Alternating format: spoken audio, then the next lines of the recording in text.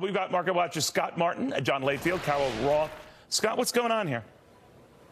Neil, I think this is one of the fearsome areas that the market is looking at, where with respect to the tariff talk that is now back on the table. Remember, the market had a similar reaction back when the border adjustment tax was in play, and it looks like the market is starting to, let's say, extrapolate this beyond the solar panels, beyond the washing machines, which, by the way, full disclosure, we own a Samsung washing machine. Thank goodness we bought it in 2017, I guess. It's a great product. But it's extrapolating beyond those areas where maybe, you know, the iPhone, which has many, many international components, becomes subject to some tariff or at least some sort of tariff war with other countries. So to me, it's the market overreacting to what I think President Trump is saying is maybe the big talk, small stick with respect to how he's progressing with this thing, because I don't think it's much to worry about long term. Yeah, and I don't want to assign more to this than is worth the attention. Looking at the 75-point sell-off or so right now, it is all the more noteworthy today, given the fact we're up better than 150 points. But, Carol, your thoughts on this and the dollar thing that got talked about today when we seem to embrace, or the Treasury Secretary, Steve Mnuchin, did, a weak dollar policy. What did you think of that?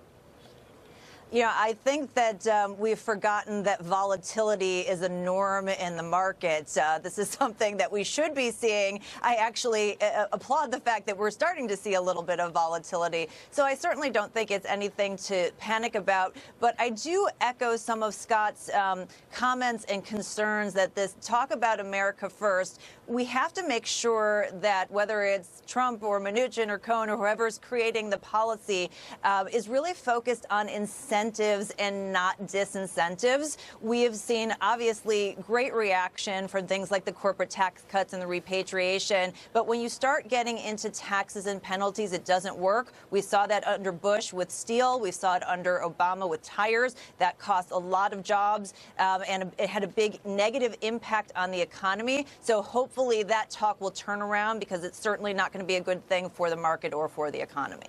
A trade war generally would not be a good thing, John Layfield, especially this thing with South Korea and China escalates to other countries.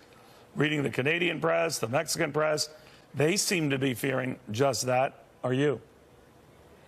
I am. I agree with Scott. Like, the scariest thing on President Trump on the campaign trail was what we were hoping was just rhetoric, was the border adjusted tax, which has been dropped to pay for the wall and to make America more competitive. Talks of dropping out of NAFTA, the TPP, which we did, and other tariffs that would come in place.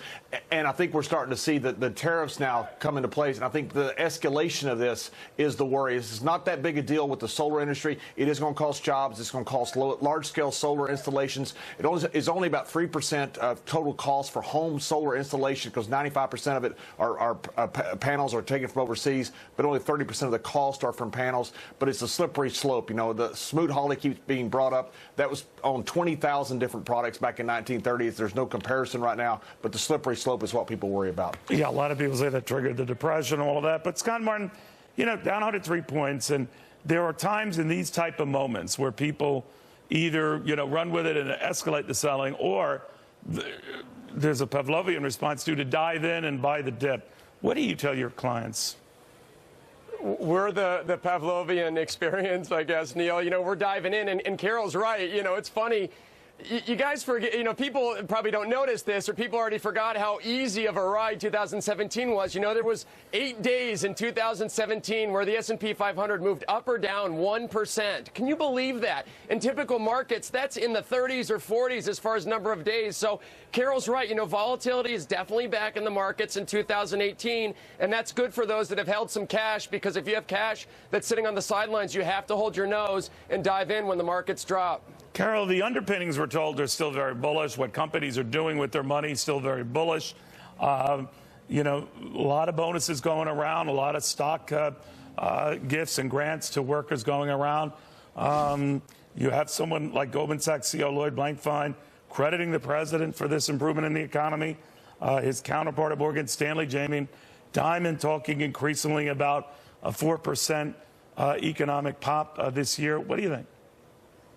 Yeah, I mean, I'm a contrarian, so I am always very uncomfortable when I don't have anything bad to say or, any sort of concerns.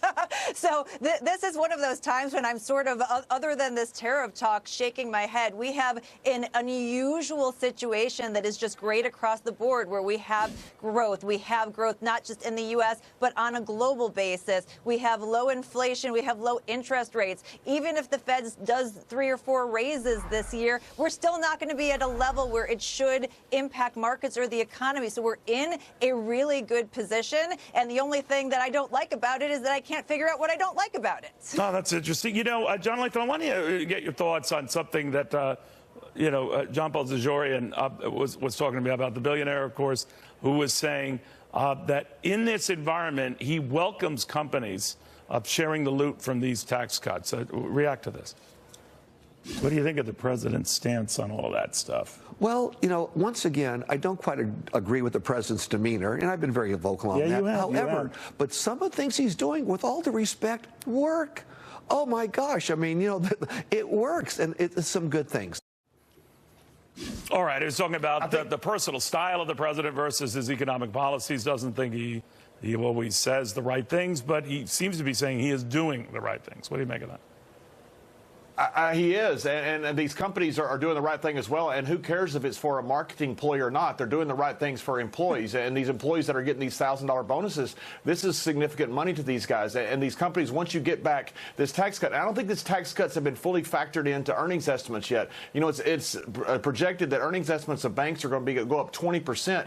We don't know that yet because the analysts have not come out with those yet, and banks are only about 10%. So we should see about another leg up from this market from these earnings estimates, and these companies are certainly doing the right thing, which is a positive. There's a lot of negative and polarizing things out there about our president, but this is something that is very good and very good of these companies. There are a lot of things that could affect these markets going forward. Black swan developments, unexpected developments. We talked about trade, all of that, Scott, that if it gets to be a trade war, I still think that could be, that's unlikely.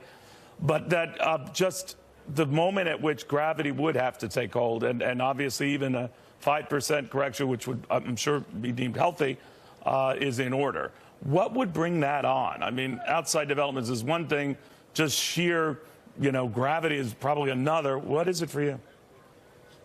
It's time, Neil, and it's time from the standpoint of the market has been going along on this very nice, quiet, peaceful walk. As I mentioned, how low volatility has been, as Carol said earlier, in the last, say, 12 to 18 months. It's just time that's running out with respect to that market cycle. But to your point, it doesn't mean that the market needs to have a down year. It just means that you're going to have a few more, let's say, bumps and bruises and ups and downs this year. So if you're sitting at home being like, okay, what does that mean for me? It means you need to check your asset allocation. It means you need to have things in your portfolio that may act contrary to, say, just an uproaring bull market, so that if you do have these volatile days like we're having, let's say, today and maybe tomorrow, next week, and so forth, you have things that will at least soften some of the blows of a down day that is in largely an upward sloping market. All right, guys, thank you all very, very much. We're following some